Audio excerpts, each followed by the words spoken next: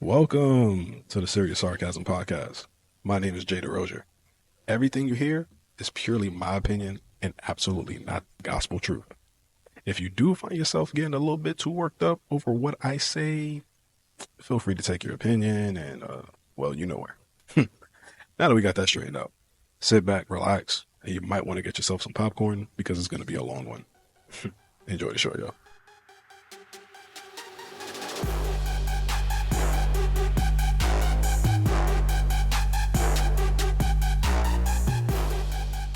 Yo, what is going on? My name is Jay DeRozier. Welcome to the Serious Sarcasm Podcast, brought to you by myself. We don't got a sponsor yet, but we're gonna working on that. We're working on that. Of course, I want to say thank you guys for returning. To the people who are new to the show, thank you for tuning in, lending me your ears, lending me your eyes, depending on how you're viewing this or listening to this. And of course, we want to give a big shout out to the voice in the sky, Mr. Podcast Doctor, aka Mr. Phil. What is going on? Favorite time of the week? Oh, I appreciate you. Don't say that too loud. We don't want the other podcasters to hear that. No, they can hear it. But now, in all seriousness, man, it's been a great week. Give you guys a quick update on my week. Been kind of wild being a father.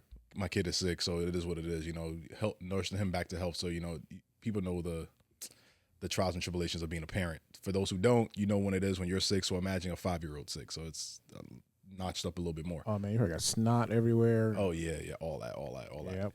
But I'm here, full of energy, happy to be here. Excited to be here. We have a great show for you today. I do want to give a quick, how do I say this? A quick shout out. I forgot the guy on TikTok's name, but the guy went back and forth with me. I don't know if you know about this, Phil, but I did say I wasn't going to talk about politics again until election week. But just a quick point. This is not a topic on the show. Just a quick side note. I had a follower on TikTok who kind of went off on me, and come to find out, typical MAGA guy. It is what it is. I could care less. But he went back and forth with me talking about Kamala's not black, right? So I said to him, I was like, yo, no disrespect to you, my dude, but you being a white man, you telling me who's black and who's not is a little bit racist. Reason being is because if you're not a part of that creed or ethnicity or that background, I don't think it's your place to say who's black and who's not, or who has a black card and who doesn't. And dude went off. The second I said that, he was like, you Democrats are all the same, blah, blah, blah. I was like, first of all, I never said if I was a Democrat or not. I never said who I was even voting for. Like, but he went on the whole thing, started mentioning the podcast, and like every TikTok video he could find that was calling Kamala not black. It was a funny week for me, honestly. How about your week, Phil? So I'm having water problems still. Oh yes, I just got a big dumpster in my house because we're gonna clean out everything so they can rip up the ground. Oh. So that is my week, and very expensive. Home insurance is not helping out. I'm a renter, dog, and it's crazy because my landlord is a slumlord and won't fix shit. Yeah, so this is not very demure. Oh, not mindful. All right, guys, this has been another great episode of Serious Sarcasm Podcast. He said that damn word. I did it. He said the damn word. Anyways, y'all, let's get back on track. Jesus Christ, he said demure. Let's get back on track, y'all. With the first topic of the day, guys, I hate to say I told you so, but we're going to talk about the Colorado Buffaloes, y'all. All right, so for those who are not into sports or may not know a lot about sports, the Colorado Buffaloes, University of Colorado, is obviously in Boulder, Colorado, not Denver, for some of you guys who think that. The head coach of the team is none other than one of the greatest football players of all time, top 5 in my opinion, Mr. Neon Deion Sanders. They won their opening game of the season against North Dakota State. They did a great job in the second half, in my opinion, on defense. Granted, the first half wasn't that great. Even though North Dakota State is not on their level talent-wise or competition-wise, in the sense of North Dakota State is an FCS school, Colorado is an FBS school. I don't have the time to go through what's the difference between an FCS and FBS school. You can Google it and figure it out. But basically, North Dakota State is the premier FCS school. So North Dakota State would be FCS's version of like an Alabama or Georgia, Notre Dame, USC, like some of these perennial programs who are always at the top or always get the best recruits for that specific level of competition. No, but North Dakota State is not a Division II school. I just want to make sure I differentiate the difference in the two schools when it comes to that. But basically, Colorado had a tough time in that game. They won that game, I think it was about by 5 or 6 points. Basically, the game came down to the last play of the game. Speaking as somebody who was a heavy supporter of Colorado, even though I'm a big USC Trojans fan, I do want to see Deion and Colorado do great this season. It was a little underwhelming to see them win that close of a game. I wanted them to go, I didn't think they would blow out North Dakota State. I thought they would win by at least, probably 17 points or 2 touchdowns and a field goal, something that's respectable for North Dakota State, but something that's not a wide gap, like ridiculous that they should have been on the same field as them. I do want to say this about North Dakota State, though, and FCS schools in general. One thing we're going to notice in the coming years, and you've noticed it already when it comes to, basketball, for example, on the worldwide stage, the athletes that the world is making day by day, week by week, month by month, year by year, some of these competition level gaps that you're going to see in college football, NFL football, college basketball, professional basketball, the gaps are going to get smaller and smaller and smaller and narrower to the point where you're going to see teams, you might see a team like UTEP upset Georgia one day. I think this Colorado, North Dakota State game is a prime example of that. But besides all that, I do want to give a couple shout outs. Shout outs to Travis Hunter, bro. Travis Hunter is, like I said 2 weeks ago before the game, Travis Hunter is the best player in college football. Man plays both ways. Pause. Whoa. I already knew what you were about to say. I already knew it. You see how I set myself up for it? I already knew what you was about to say. But no, Travis Hunter plays both ways, offense and defense. He does a great job. Oh, you did it again. Don't do it. Don't do it. Sorry. But he does a great job on both sides of the ball. Pause. I think he had the catch of the year so far. I mean, granted, that catch, I forgot the receiver from USC who caught the ball one-handed between two defenders. But wait, was that the interception? That was. Oh yeah, I seen that interception. By the way, that I don't know who made that interception in week 1 of college football, but whoever made that interception, that was so unnecessary to catch it one-handed because he jumped over the damn receiver. He jumped over him by like 3 feet. Yeah, by 3 feet. He was in the air by himself, no contest, and still was like, you know what? Let me make this pretty. One hand, yoink. Yeah, he could have easily caught that with 2 hands. Yep. But anyways, yeah, Travis Hunter, man, shout outs to him, man. I think he's probably going to go top 5 in the draft. My issue is I don't know if he's going to go as a corner or a receiver because I don't think in this modern era of the NFL, no one's ever been drafted as just an athlete. Like how you go into college as an athlete and they'll pick your position, whatever the case is when you're in your first practices or your first spring practices in college. I don't know how Travis Hunter is going to figure that out, but, he probably has a plan. Of course, he has a great support system. We've heard great stories about his mom, great stories about how Deion supports him, and great stories how he, holds himself as a young man. So Travis Hunter will figure that out. Next shout out, Shedeur Sanders, my guy. Shedeur Sanders a dog, man. He's a dog, bro. He's having the same issues this year as he had last year when it comes to offensive linemen. Granted, the offensive line tightened up in the second half. I think that first half they had to get hit in the mouth a couple of times to kind of figure out what they had to do. So the Shedeur Sanders, I would hate to see what he looks like behind the offensive line, like what Georgia has or what Alabama has or USC has for the most part. I would hate to see how he plays behind an offensive line like that. But shout outs to Shedeur Sanders, man. I think he's gonna be a top 10 pick as well. The next person I want to talk about is Shiloh, Deion's other son. He's the older one compared to Shedeur. Shiloh, you are gonna be a great safety. You do a lot of great things. You always arrive with violence. Oh, like there's one thing I was always taught when I played corner, in every level of football I ever played, is that arrive to the ball with violence. You know what, Jay? I think you would be a good pro wrestler. Why you say that? I don't know. Just your look and the way you talk. And you just quoted, like, that could be your catchphrase. Arrive with violence? Hell yeah. That's something I've heard all my life. I've never heard that. Yeah. Trademark it, bro. Nah, I guarantee there's like 50 football coaches right now as we speak, probably telling their players right now on the field. But yeah, I love the fact that Shiloh always arrives to the ball with violence. My only caveat to that is arrive on time with the violence, because some of the penalties you're getting, it don't make no sense. And I would hate for someone like Shiloh Sanders, who I think is going to be a great safety on the next level, to get the rep of being a dirty player. I would hate for him to get a rep like that. I don't think it's right. I don't think it's fair. Granted, he's not on the level of I forgot there was a safety last year that Colorado played against when they played against Colorado State, who hit Travis Hunter like 3 minutes after the play ended, and he knocked out Travis Hunter for like 3 weeks.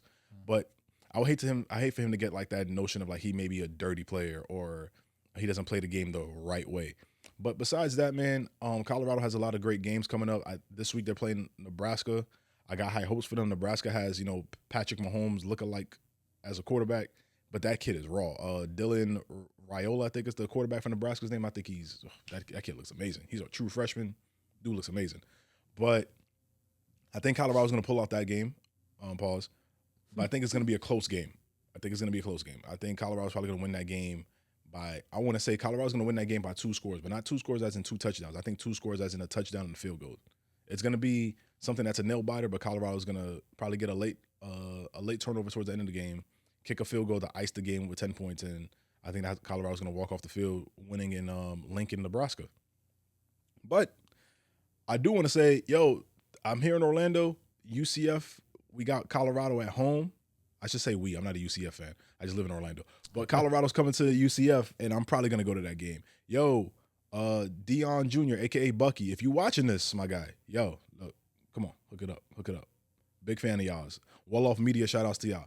But anyways, Colorado, good luck on the rest of you guys' season. I probably won't speak about Colorado much unless it's on Twitter. I got other things to talk about. Kind of like other things I got to talk about. You know what? Let's flip the script a little bit. Let's talk about Caitlyn Clark first on the next topic. Miss Caitlyn Clark, as you guys can see her face on the screen.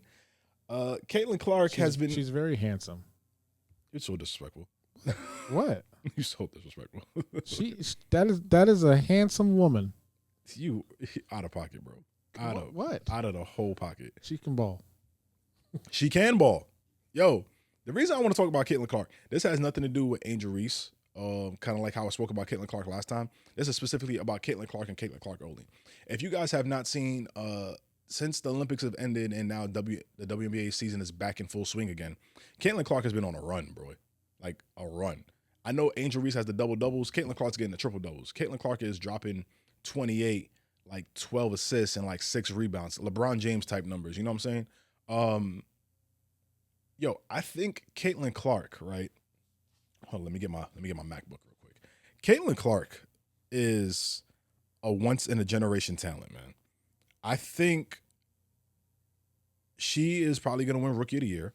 Granted, I would love to see me personally, I would love to see a situation where Rookie of the Year gets split in half, kind of like how they did back in the day with Jason Kidd, and I forgot who won Rookie of the Year with Jason Kidd back in the day, but I would kind of want to see that for her and Angel Reese, because Angel Reese just broke the record for most rebounds in a single season by any WNBA player, not just a rookie, just any WNBA player of all time. So I think that's pretty dope. But to circle back to Caitlyn Clark, the stuff that she's doing on the court is so amazing to me. And it frustrates me that we're just talking about like dumb shit when it comes to her. Now, this is not me trying to be an apologetic person for Caitlyn Clark or be, Captain Save a Caitlyn. Instead of save a Caitlyn, you know what I'm saying? Save a clock. I'm dead. Save a clock. But it's just more so, I think a lot of people who don't watch the W don't understand the stuff that she's doing or the stuff that any of these women are doing in general, like especially A'ja Wilson. I think my main frustration really with Caitlyn Clark's press is not Caitlyn Clark, it's more so the NBA. I think the NBA is dropping the ball terribly this year when it comes to marketing the WNBA. There's no reason why some of these sellout games for the WNBA, for example, the Phoenix Mercury, I believe it was the New York Liberty and the Connecticut Suns had a sold-out game. And I can't remember the arena for the life of me. They sold out. But they had a sellout game. And the only way you could find that game, Phil, was like on a random channel or a random subscription. It wasn't even on, I don't even think it was on WNBA's League Pass. Oh, wow. So I think the NBA is dropping the ball with the W. Well, it could be because they did these TV deals before they knew this was going to blow up. I agree with that. You know what I mean? I agree with that. I wholeheartedly agree with that. So next year, well, whenever they have to renegotiate, I'm sure. That CBA. Yeah. Yeah. I'm sure it's going to be time because this is, out of all of my years on this earth, I've never seen this much information regarding the WNBA ever. I would agree with that. And this is coming from somebody who went to WNBA games when I was a kid. I used to go to the New York Liberty games all the time, watch Becky Hammon ball the fuck out. But it just frustrates me because the conversation about Caitlyn is similar to, you remember back in the day when LeBron first got in the league? I mean, granted, LeBron is still getting it now, but when LeBron first got in the league, and this is kind of like this kind of coincides. It literally is perpendicular. It literally, LeBron's rise in the league is perpendicular to Skip Bayless's rise in sports media. What? It's literally perpendicular to it. Like, it's literally a perfect. And what I mean by that is the conversation around Caitlyn Clark is everything but what she's doing on the court. You see what I'm saying? Oh. The same thing goes for Asia Wilson. The same thing goes for Angel Reese. The same thing goes for some of these other great W players. And it makes no sense to me. And the reason why is because we're not really seeing the clips and highlights of them actually playing on the court. People are more worried about Asia Wilson is probably dating Bam Adebayo rather than Asia Wilson dropping another double-double. People are more worried about what Angel Reese, who she's unfollowing or following, rather than the double-doubles that she's getting night in and night out. People are more worried about what Caitlyn Clark dropping 30 points on another black point guard means to race relations, rather than just admiring what she's doing on the actual effing court. And the WNBA has a serious problem, even though it's a great thing for the league itself that all these women are finally getting the chance to shine, especially Caitlyn Clark specifically being the spearhead for that. I just think it's annoying that it's turning into something where we're not talking about what's on the court. As much as we may talk about what some of these NBA players are doing on the court, what OnlyFans girl they're following on Instagram, what OnlyFans girl they're fucking this week, what rapper baby mom they dating this week, we still admire what they do on the court. Why can't we do the same for the W? That's all I'm saying. I think the marketing needs to be a little bit better from the NBA standpoint, because the NBA owns the W, so they need to do a little better on that standpoint. But story for another day, right? Anyways, speaking of marketing and followings and following people, let's talk about black celebrities, man. I was gonna do a collage, but then I was like, I don't really necessarily want to mention any specific black celebrities, but the reason why I do want to speak about black celebrities in general, like I did say at the beginning of this episode, I'm not talking about politics or anything like that until election week, but I'm gonna speak about politics when it comes to the black community. What I mean by that is, I'm not speaking about vote for Kamala, vote for Trump, vote for whoever you want. That's y'all business. What I'm speaking about specifically is, black people, all black people, no matter how light you are, how dark you are, please, let's stop. You know what? Instead of me saying this, Phil, can you play the clip of Malcolm X, please?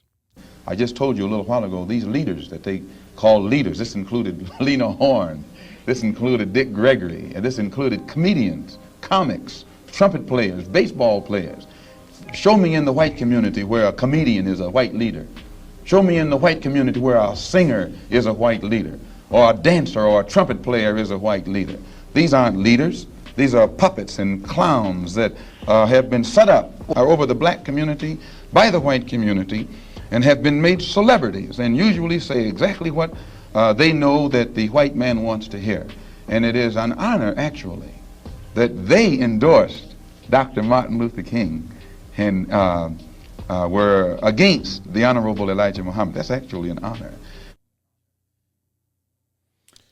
The reason why I play that clip that clip was like, 1950, 1960, right? gotta be, because he was assassinated in '68. Yeah, he was assassinated in 68, so it has to be 1960s. This is over, 60 years ago now. We're in the 2020s. So 60 years ago, ladies and gentlemen, that Malcolm X made that statement live on TV. The reason why I played that clip is I'm seeing so much of a divide between what's going on day by day as a black man compared to what's going on in the celebrity world.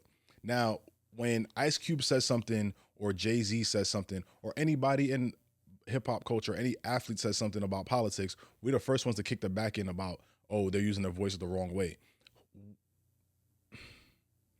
Whose fault is it that we're looking at a LeBron James, a Jay-Z, a Ice Cube for political advice. That's not their fault, in my opinion. That's not their fault. Granted, Ice Cube, specifically Ice Cube and Jay-Z, the reason I'm using those two people as an example, they're not the people I'm really trying to talk about right now, but I'm going to use those two people as an example. Jay-Z has done a great job in his music going from the hustler talking about bitches, money, cash, hoes. One of my favorite songs from Jay-Z. So he went from that to talking about his mistakes as a father, his mistakes as a husband, his downfalls growing up as a man or learning himself as a man in this spotlight. Ice Cube went from his first album with NWA, which was a big political statement, one of the most controversial songs probably ever made at the time, Fuck the Police, which is not only a political stance, but it's also a real stance. They went from that to where they're at now, still successful black people in our community, in our culture. I'm not saying we shouldn't look to them first. I'm not saying we shouldn't look to them at all for advice about how to navigate through the world. We shouldn't look to them first. Granted, we have an issue in the black community where black men specifically, a lot of us haven't been there for our kids. I'm not speaking about myself personally. I am what I think is a great father. I'm not speaking about Phil. Phil is a great father as well. But in the 70s, 80s, 90s, early 2000s, and even now to this day, one thing I've always learned is if you're looking for a role model, you should be looking at a role model across the kitchen table from you. Whether in my situation, I got lucky. I was born in a family where I had 3 sisters, 3 brothers, a mom, and a dad. I had a full family. I'm the baby of 7. With a mom and a dad, I'm Haitian and Dominican, so I got 50 uncles and 50 aunts. But so I had plenty of opportunities to look for, role models in my house. I think the issue is a lot of us in the black community don't have that role model in our own home. So we look at these celebrities that we see with buying a big house, buying the cars, wearing the jewelry. I guess for the younger generation, popping bottles, and all that other stuff. And we think they are the people that we need to follow because they have the success. So they're probably going to lead me to where I think I should be financially, where I think I should be mentally, emotionally, even in my own personal relationships. That's not how the world works, yo. I'm sorry. No disrespect to who I'm about to mention now, but I shouldn't be looking at Lil Baby on how to make myself a zero to a hero. That's not to say Lil Baby is not a great person. I'm not looking at these rappers. I'm not looking at these athletes to make myself, to get myself out the mud. I think we have a terrible misconception in the black community that we keep looking at these celebrities as, damn, it's gonna fucking suck to say this, but we keep looking at these celebrities as the pillars in our community. They're not the pillars. They are. What's a different word for a pillar, bro? Anchor. Yes, that's the better. I think celebrities, like these black celebrities, are pillars in our community, but they're not the anchors to hold us down. We should be looking at some of these people like a Maxwell Frost, who's in Congress, to be looking at somebody like that as a pillar in our community, well, as an anchor in our community, someone we could look up to, someone who's trying to make change in our community. Say what you want, say what you feel about the Obama family. Those are 2 people before they became president and first lady were anchors in our community of what they were trying to do on the foreground. Brother, I don't know if you're into conspiracy stuff, but this goes way deeper than that. This is it does. This is systemic, man. It's it does. It's meant to be that way. Hey, I'll be honest with you. The realest movie that people shitted on was They Clone Tyrone. Oh yeah, it's the realest shit of all time, and we all know it's real, and we don't care. We don't care. It is, yo. I've been talking sarcastically kind of this whole time. I need to get a little serious. Yo, let's be real. Let's just honestly be real. If I told you, yo, you got a chance to vote for Oprah or vote for Maxwell Frost, who's everybody voting for? Oprah. Why is that? Because they know who she is. Not only that, what's the other reason? She's rich and a woman and black. She's a rich, famous black woman. Yep. If you remove rich and famous, nobody else will vote for her. I guarantee you. They're giving, Kamala I hate to get back to politics, but they're giving Kamala a back kicking because they claim she flip flops when it comes to being black or being Indian. I could care less, but we need to look at other people. I think in the black community, if we look more at people who are authors, people who politicians, people who are grassroots leaders, people who do great things in our community, not just on the media standpoint, in the sense of, oh, I gotta look at this rapper, look at this entertainer, this ball player, like these athletes.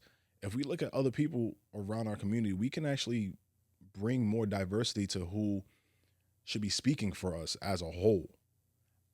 Granted, it's probably never gonna happen, to be utterly honest with you. You know what I'm saying? It's not meant to. It's not meant to. Exactly. It's not meant to. Like, yo, prime example, they made an AI picture of Taylor Swift.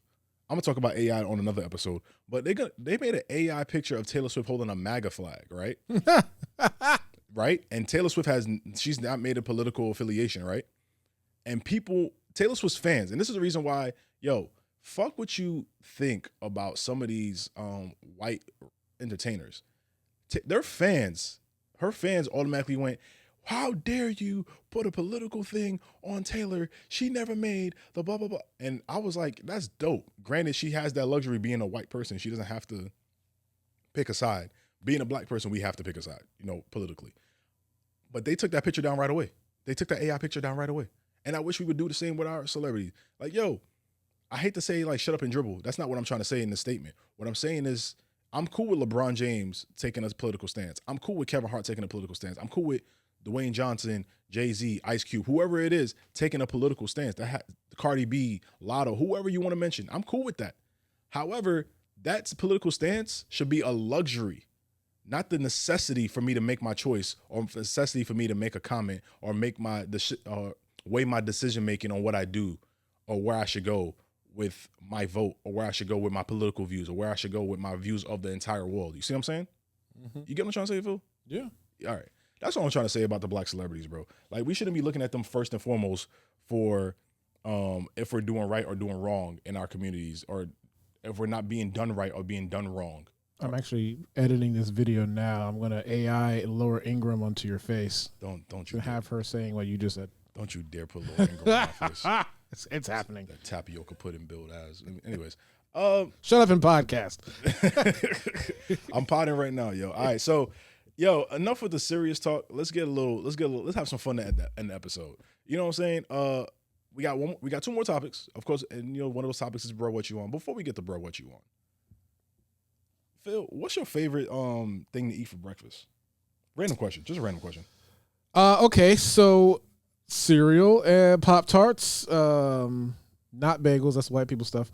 You don't do bagels, man? A nice cinnamon raisin bagel with cream cheese on it. I'm liking it now. I'm liking it now, but no. It was either cereal or the traditional All-Star Special from Waffle House. But yes, cereal and Pop-Tarts. Okay.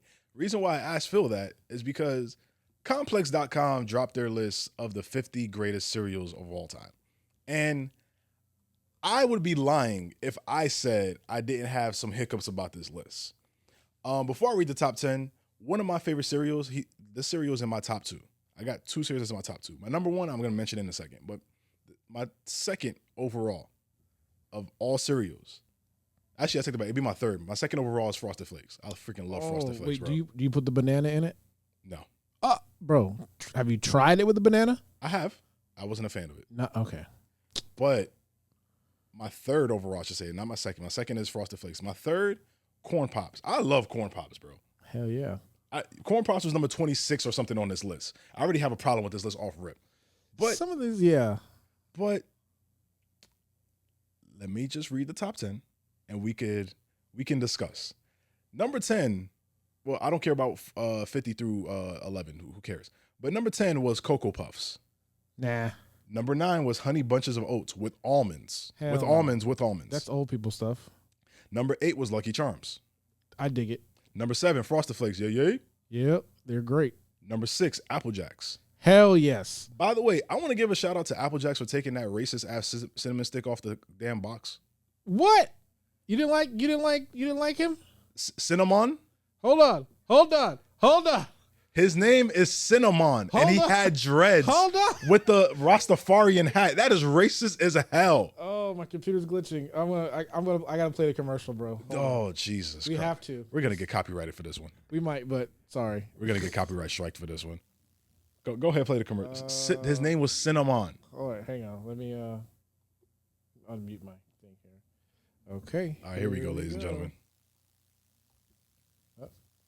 Here I come, I am cinnamon. Here I come, catching cinnamon. Here I come, I am cinnamon. Here I come, I am cinnamon. Here I come, I am cinnamon. Here I come, I am cinnamon. Here I come, I am cinnamon. Bruh. What are you doing, bro? Oh, Jesus Christ. Yo, Apple Jacks was number 6 with a white apple. It was a red apple, but it was voiced by a white man. You could definitely tell. Chasing a cinnamon stick with dreadlocks.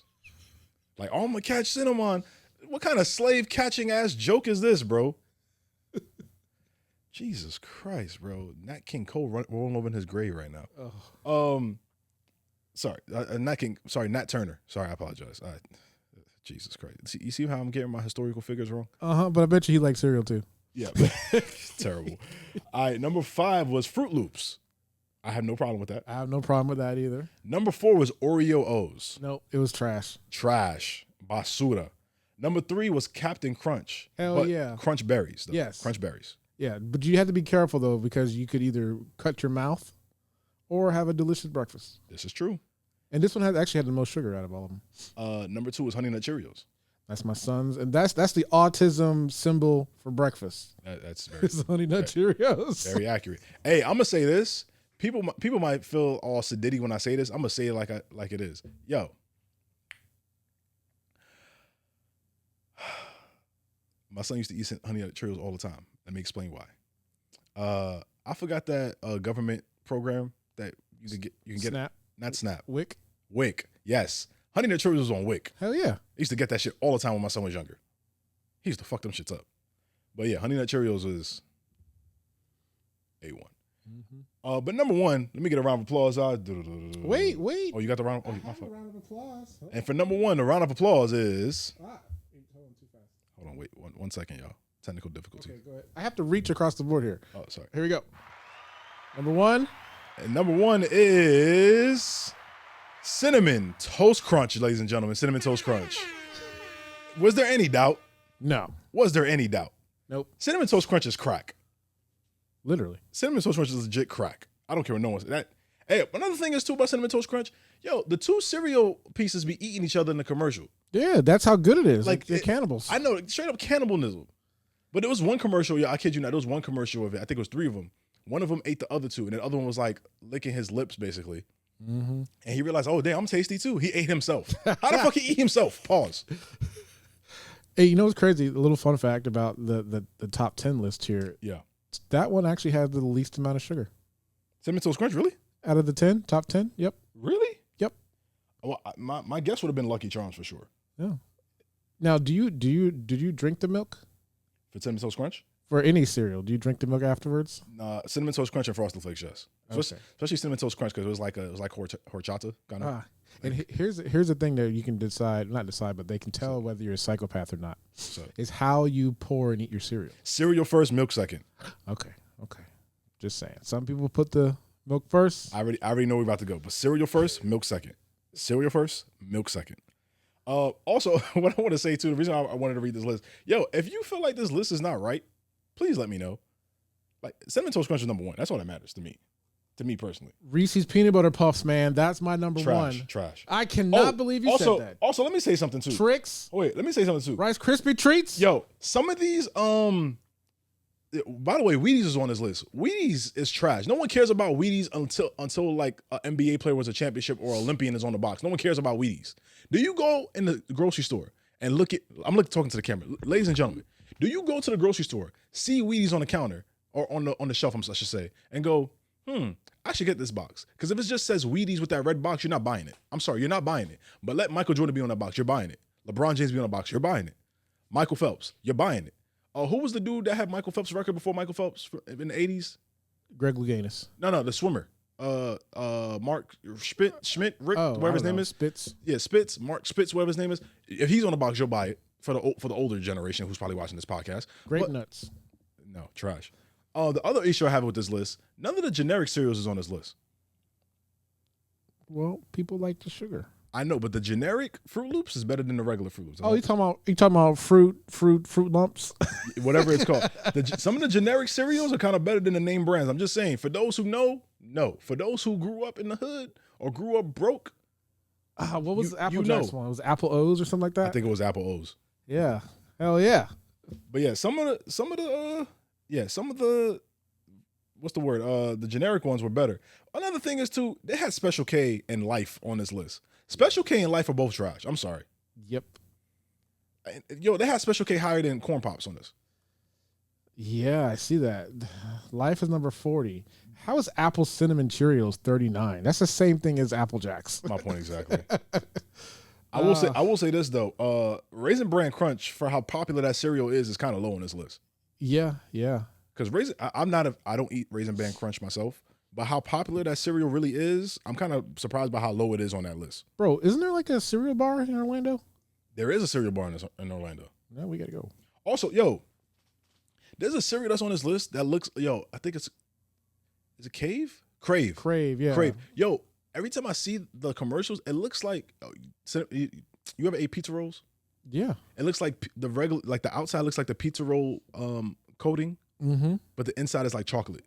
That just sounds disgusting to me for cereal. Yeah. Yep.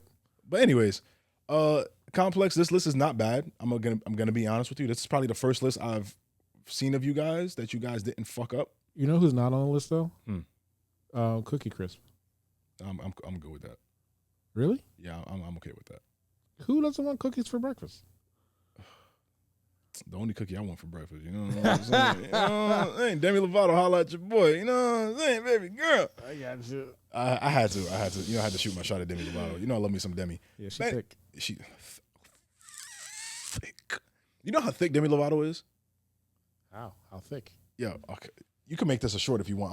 I'm gonna tag her on it too. You ever drank the juice Tampico? Yeah. That's how thick Demi Lovato is. For those who know, Delicioso. that's how thick Demi Lovato is. If you drink, just take one. Don't even take like a cup of it. Just take a shot of Tampico, and how thick that juice is. That's how thick Demi Lovato is. That girl is. Sorry, that girl. They. Right. Yep. That's how thick they is. That just sounds weird. They is thick. That's how thick they are. Yeah. Sorry guys. I went to public school in New York City. Sorry, my English isn't that great. But anyways, enough about the cereal and how thick Demi Lovato is. Ladies and gentlemen, we're coming towards the end of the show, so you know what time it is. It's time for Bro. What you on? All right, so for this Bro What You On segment, we're going to talk about a lady out of Louisville. Her name is Ricky Smith. Ricky Smith was arrested. Do you guys want to know why Ricky Smith was arrested? Yeah, tell us. She was arrested for stealing a car. But guess what her reason for stealing the car was? I don't know. She said that Kanye West, ladies and gentlemen, mind controlled her into stealing the car. You might think I'm joking. You might think I'm trying to be funny. But she said that Kanye West used mind control to tell her to steal a car with a child in the backseat. Oh my gosh. Yes. So she got arrested for carjacking, of course, and kidnapping. I think I know it song. It's the scoopity doopity doop, poopity boop doop. Nah, bro. That song, right? I would have thought it was flashing lights. You know, because the cop lights behind her and all that shit. I thought it would have been flashing lights. No. Maybe since she's kidnapping the kid and the kid maybe has a bad day, you know, welcome to the good life, I guess. You know, maybe. No. Okay. I know we're talking about this lady. These are terrible puns. I'm sorry. But guys. like Kanye, his last good album was what? Graduation? I disagree. All right. Kanye's best album is My Beautiful Dark Twisted Fantasy. Oh, okay. Yeah. That was what, 2009? I think so. That album came out my sophomore year in high school, or so he hasn't had anything really good in over a decade. I disagree. I think Life of Pablo was pretty good. Okay, I agree. I did like. I think I love Life of Pablo because of the concept how like every day there was like an update to the album. Like whether it was adding a new verse, it was kind of like a living album, pretty much. I think that was the name of the concept he called it. Yeah, I did like that concept on Life of Pablo. But my favorite Kanye album, and I think it's Kanye's OPM something. Sorry, I used to be a big fan of literature, and I should know these sayings and all this stuff, but I'm drawing a blank right now. But I think Kanye's best album is definitely My Beautiful Dark Twisted Fantasy. Especially with everything that happened around the album. You know, right before the album, like a year before the album came out, the whole Taylor Swift thing happened. Yeah. I think Barack Obama had just got sworn into office and he called Kanye an asshole for what he did to Taylor and all that other shit. And then Kanye dropped Power, and people were like Power, but people weren't really feeling Power like that. No, that's a And then song. he did that runaway performance at the VMAs. Yo, I think that album, that whole rollout for that album was great to me. And then every Friday he was dropping a new song with Good Fridays. I think that was prime Jay as a teenager. So, you know, how these kids are now with Playboy Cardi, that's what I was at the time with Kanye. So I get why kids are always in love with people like Playboy Cardi and like what Playboy Cardi, Future, I guess. Okay. Well, Future is more of like us and them at the same time, which is weird. Okay. Anyways, back to this lady stealing cars and kidnapping babies. Yo, let me read this story real quick. All right, so 28-year-old Ricky Smith of Louisville, I should say, claims that the artist formerly known as Kanye West utilized mind control to make her steal a vehicle with a child inside. As reported by WEHT, the woman was arrested on Friday, August 30th, which was a week ago, after bystanders reported her attempting to break into vehicles outside of a business in Evansville. A person working at the nearby business said that they witnessed her trying to open various car doors in the parking lot. She found one that was unlocked and sat in it briefly. Smith later entered a second vehicle as the mother went inside a nearby store, at which point the witnesses attempted to pull her out of the car. The mother ran over to the car, pulled Smith by her hair. When Evansville police arrived at the scene, the mother explained that she left her vehicle unlocked because she wanted to go get something quickly from the store while taking her child to daycare. And of course, Miss Ricky Smith walked in there and tried to kidnap the baby and steal the car.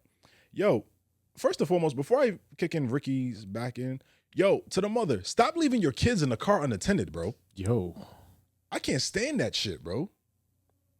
Like, I know the main part of the story is this lady stealing the car and blaming Kanye for it. But to the mom, I understand you want to be in and out. I get that. Yo, it's nothing to take a minute to get your kid out the car seat just to go inside and come back out. I get it.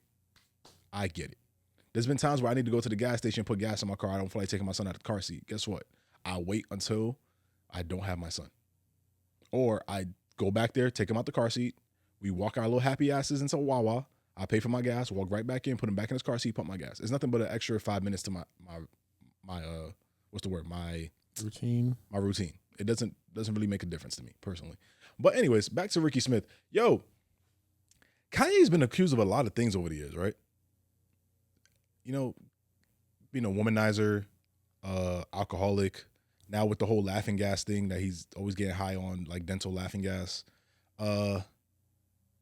Mind control wasn't on my bingo list, to be honest with you, with Kanye West.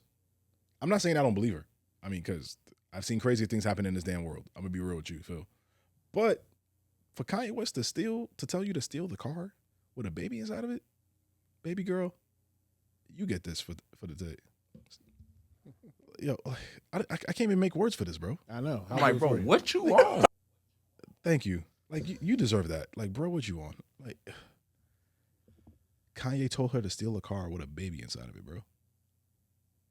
My thing is, before I end the show, my thing is, I got a serious question about that. Yo, did Kanye told her to try every car or just get that car specifically? Because if Kanye told her to try every car, that's terrible mind control. Right? That's terrible. Like, yo, try every car within a mile radius of you till you find a baby inside of it and steal it. Like, you know how stupid that sounds? You know, if I was a supervillain, that would be my power. Mind control? Yep. Honestly, I would want invisibility.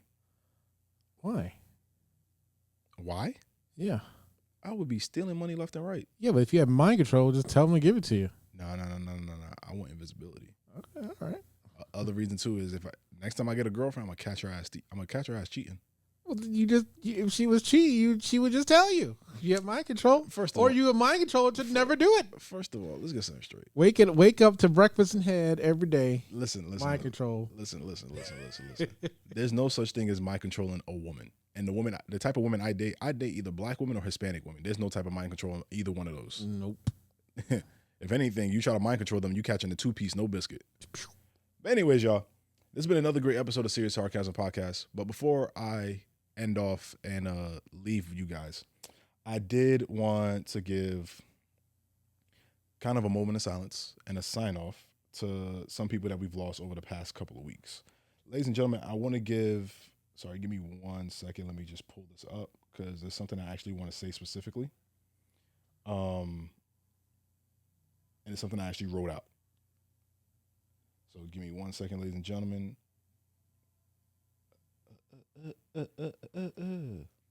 All right, here I am. So I wanted to give a rest in peace and a sincere rest in peace to 6 people today.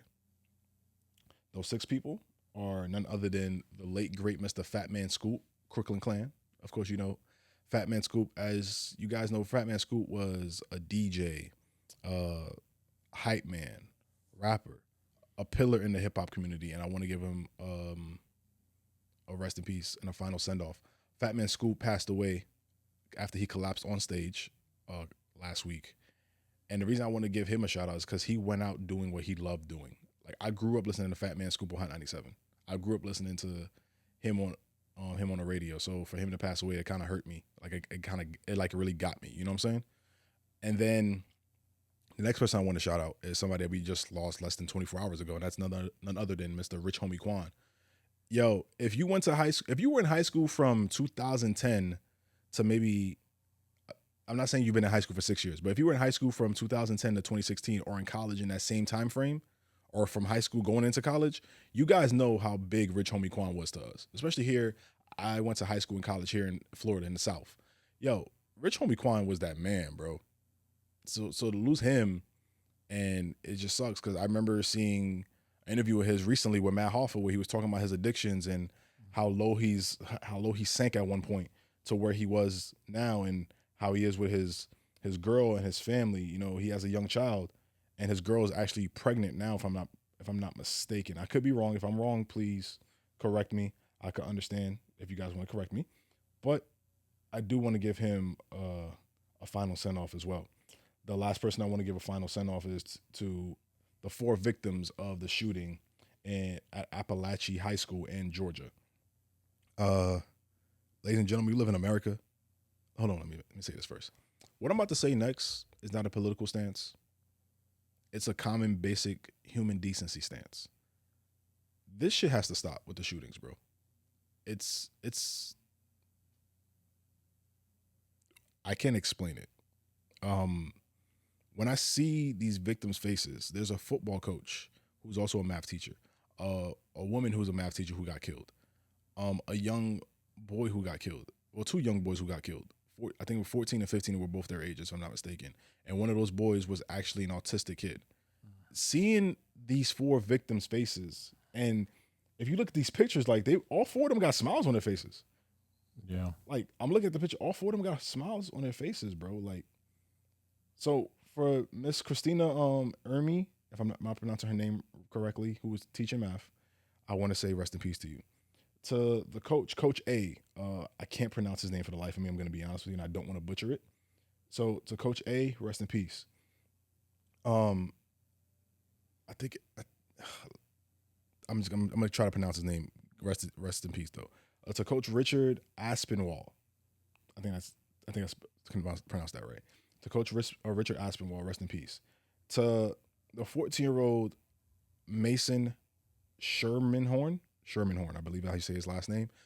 Rest in peace. He was also on the spectrum as well. As a dad of a kid who's on the spectrum, that hurts me probably super crazy right now. And last but not least, man, to Christian Angolo. To Christian, man, rest in peace to you as well, young man. Rest in peace to all 4 victims. This shit has to stop. I'm sick of hearing, you know, this gun violence is about mental health. I could care less about that shit at this point. There's no reason why 14-year-old kids, 13-year-old kids, 12-year-old kids in general, children should not have to be afraid to go to school, bro. There's no reason why an airport should have more security than a school. Right? I take that back. There's no reason why a school should have the same level of security as an airport. Because schools are afraid of kids getting shot. There's no reason why these kids should be going to school with clear book bags now because we're afraid that one kid may have a gun inside of it or a gun on their person. I went to school in New York City where I had to walk through a metal detector every single fucking day. And I didn't think it was right then. I still don't think this shit is right here. And that's me living in the inner city in Brooklyn, New York, Crown Heights, where I had to walk through a metal detector every single day to go to school. So to see kids go through this shit in some of these well-off and affluent neighborhoods, this is not an inner city issue. Please don't bring up places like Chicago to me. Please don't bring up places like Memphis, New Orleans, Houston. Don't bring up these places no more because it's not happening in these places. I have yet to hear a school shooting happen in a Brooklyn school recently, a school in Chicago, a school in Atlanta. Well, I mean, this is Georgia. It's not too far from Atlanta. But some of these other inner cities that people always like to reference when it comes to black on black crime or black on Hispanic crime or Hispanic on black crime or Hispanic crime. Like I don't hear that when it comes to these schools. You hear about the fights. You hear about the discipline that some of these kids in inner cities have to go through. You hear about some of the resources these schools don't have. So some of these kids act out because they're not learning or they're not getting the proper education that they so rightly deserve from our public school system. But scratch all that to the side. Even if a kid is being misbehaved, he doesn't have to be afraid of getting shot by his classmate, bro. I don't understand why. I just don't understand this anymore, bro. I haven't understood this since Sandy Hook. And Sandy Hook was what, 12 years ago now? Yeah. Yep. Like those kids from Sandy Hook, I think would have graduated high school by now, right? If I'm not mistaken. Yeah, they would be in college. They'll be in college right now. That's how long this has been going on. And even before that, like, I was born in 1993. Columbine happened in the 90s, if I'm not mistaken, right? 99. Columbine happened in 99. Put that in perspective to y'all. A lot of people who's watching this podcast, y'all 25, 26, that's around the time, you were born around the time Columbine happened. I'm just going to put that in perspective for you. And this shit is still going on to this day. There's no reason why there's more school shootings in America than any place in the world combined. Year in, year out. And people always want to cite the Second Amendment. I could care less what your political stance is when it comes to red, blue, or green. I could care less. This is about protecting children, the most innocent people we have on earth. I don't know what else to say, Phil. This shit frustrates me, bro. Yeah. Like, it genuinely frustrates me, bro. Yeah. But anyways, man, to those people I just mentioned, those 6 souls that we did lose, man, I do want to say rest in peace to you guys, give you guys a final send-off. This has been another episode of Serious Sarcasm Podcast, y'all.